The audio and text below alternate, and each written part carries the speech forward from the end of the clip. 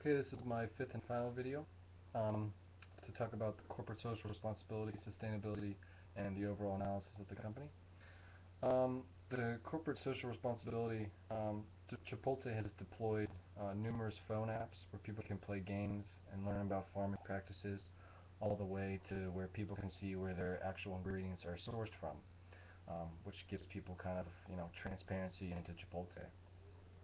And they hope by educating people about farming practices, people will start to demand more meat raised without the use of hormones or preservatives, and especially organic products. A great example of their corporate social responsibility are their cups and napkins that they actually use in their restaurants. They are made from all from recycled paper products, and by using 100% recycled materials in its napkins, Chipotle is able to save over 22 million gallons of water every year. Chipotle even agrees to plant one tree for every investor who switches to electronic delivery, whether it's funds, information, anything like that, just all electronic, and they will plant one tree for that. Chipotle's commitment to food with integrity has made it difficult to source some materials at times to meet its high standards.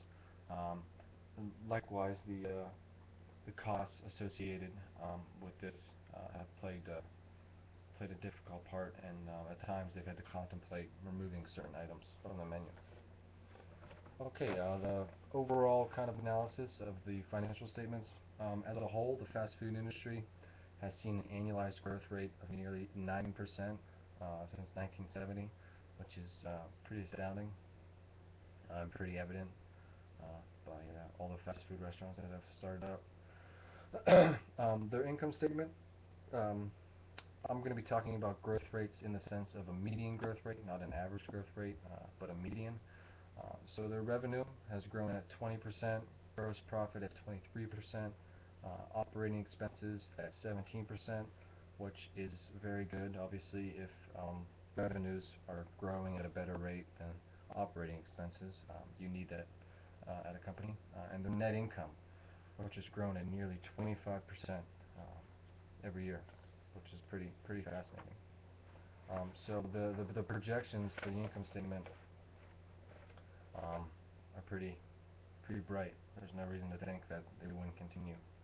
Um, and on the balance sheet, again talking in median growth rates, the total assets median growth rate over the past 4 or 5 years has been 19%, while liabilities has been 16%, which obviously is good too, because you want to make sure you own more than you owe people. And again, their retained earnings, which is the earnings they bring back to the company and not kind of dish out to the shareholders, is 44% growth, which is good, which is definitely good. And so their projections for their balance sheet is nothing but bright because of the growth rates they've displayed over the past 5 years. And with relation to their cash flow statement, again, the net income grew at a median growth rate of 25%, and the operating cash flow grew at 19%, which is good because the operating cash flow gives great insight to the future of the company. So you want that percentage to be significant and pretty high, which it is for a fast food company. Operating cash flow it's all the company's revenue minus their operating expenses. So if you keep that percentage and that growth rate high, you know you're doing something right. And again, it's difficult to find a median growth rate for Chipotle over the past 4 or 5 years that doesn't seem promising for the future. In fact, we couldn't find one that didn't signify growth or sound financial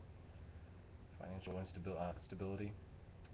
So, and again, this kind of coincides with their industry-leading margin levels on a lot of financial statistics. Um, so Chipotle has a very bright future with regards to their financial side of things, and with regards to their operational, marketing. They're really ahead of the curve on a lot of things, and that's evident in their financial statements. I thank you for your time and thank you for watching my presentation.